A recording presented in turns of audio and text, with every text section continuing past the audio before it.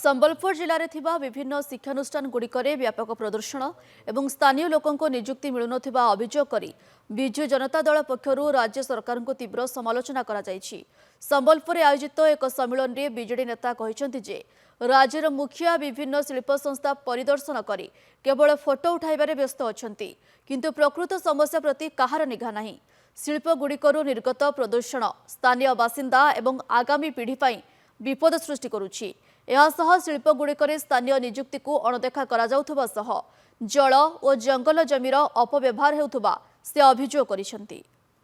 किछि दिन तले माननीय मुख्यमंत्री मोहन माझी आज्ञा फोटो उठावा लगी आसतिले हिंडाल्को के एचन फिर फोटो उठावा लगी आसीचन काली आसुचन जेएसडब्ल्यू के से फोटो उठाउन स्वागत है किंतु से जानवर दरकार है आज ये सब इंडस्ट्री मान के लगी जेन बेनियम काम चलीचे सेना आज प्रदूषण क्षेत्र जेन बेनियम का चलीचे सेतरे आज आमर अंचल लोक मैंने गोटे प्रकार स्लो पॉइजन नौचन एवं स्लो डेथ आड़के गति करुचन। आगामी पीढ़ी भी विभिन्न रोग रे आक्रांत हवा संभावना रही।